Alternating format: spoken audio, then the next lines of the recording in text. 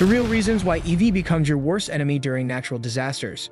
Since Katrina in 2005, the most deadly hurricane to hit the U.S. mainland was Hurricane Helen, which caused extensive damage and required additional aid. More than 240 lives were lost and 1,400 are still absent. However, it provided us with a useful fewer fixed number of electric vehicles. Regarding how this technology is beyond our capabilities depend on amid floods, fires, hurricanes, etc. Let's examine the actual causes of EVs turn into your deadliest adversary during natural water damage is the seventh calamity. During the most recent hurricane, a few Davis Islands homes caught fire, and the mayor claims that one of them probably burned down due to a TV crew spotted an electric vehicle. An EV caught fire, however. Fortunately, there was no damage and there were no injuries reported, so you probably ponder how something could catch fire amid a flood. The solution resides in the reality that EES is very susceptible to water damage. The batteries, despite being enclosed, you are aware that water never fails to find its way, and when it results in a short circuit in a huge lithium-filled battery pack with nothing, not a huge blaze is anticipated, the chemical processes result in an occurrence known as thermal runaway. The flame reaches very high temperatures and releases high-speed jets. Such a fire is caused by pressure-burning gas, which is incredibly difficult to handle. Almost nothing can be extinguished by itself.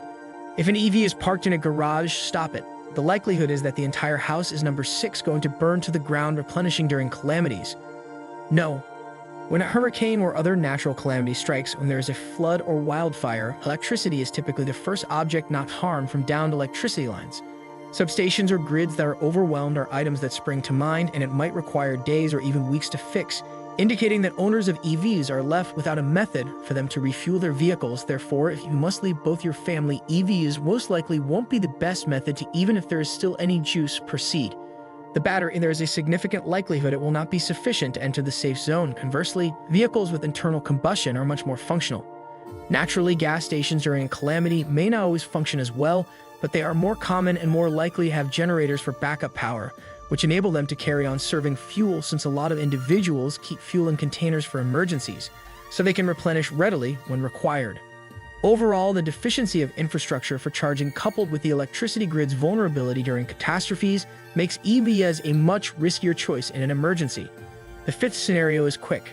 In several cases, evacuation and scenarios including natural catastrophes, quick evacuation, and this is where electric vehicles pose a serious difficulty. Even if the power grid still functions, evacuation is not feasible rapidly, as opposed to traditional automobiles with internal combustion that can be refueled in just a few minutes using electricity. Cars take a lot longer to recharge. If you are fortunate enough to discover a free quick public charger, that very likely won't be the case in circumstances such as these. It will still take you at least 30 minutes. Should prepare to go in case you become stuck. It will take hours at home before you attain desert autonomy and move quickly. Catastrophes such as hurricanes, wildfires, or floods you won't be able to afford. You will need to wait for hours to swiftly flee, and what individuals frequently neglect is a certain kind of catastrophe. Plans for preparation also include something referred to as vehicle-to-grid technology.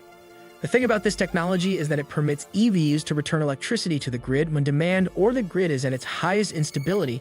And given how likely that is to occur during natural catastrophes, it's likely that your battery has already exhausted, even though you believe that you have a completely charged to leave the car parked in your garage.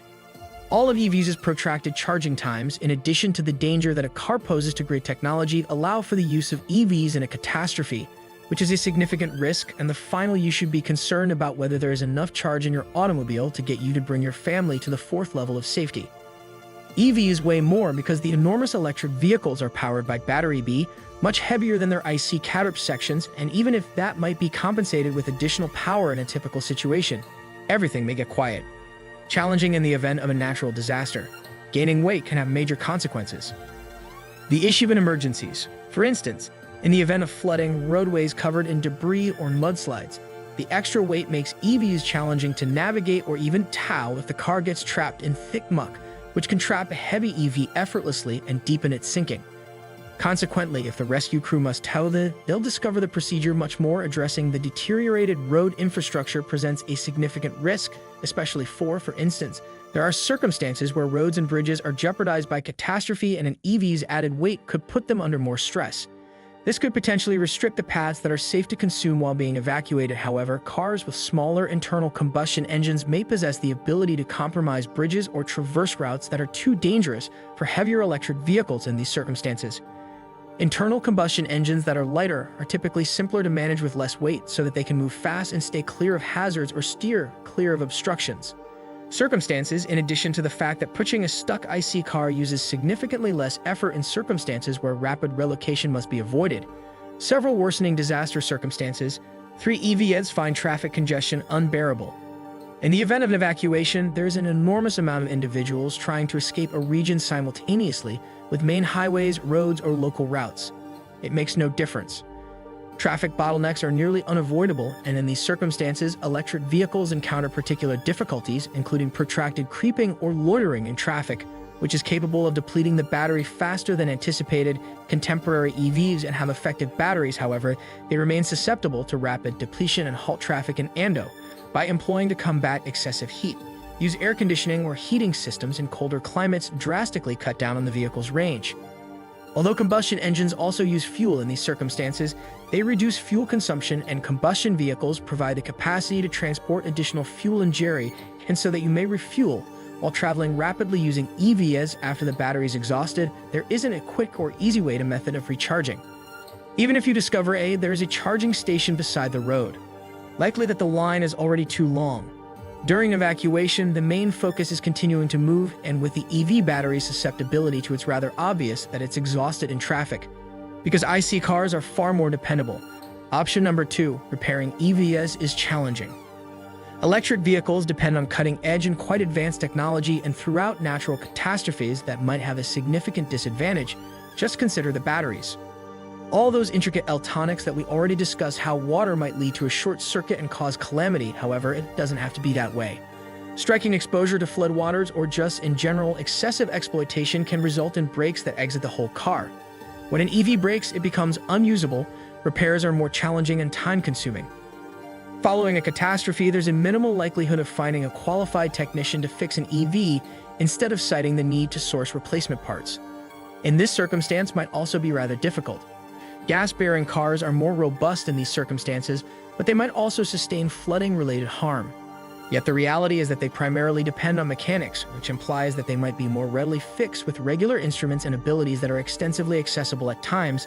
All that is required is to dry out important parts or swap them out, such as plugs in the car while we're running. EVs typically results in irreversible harm to the electrical systems or battery packs, so expensive and time-consuming. Typically, lengthy repairs are the only.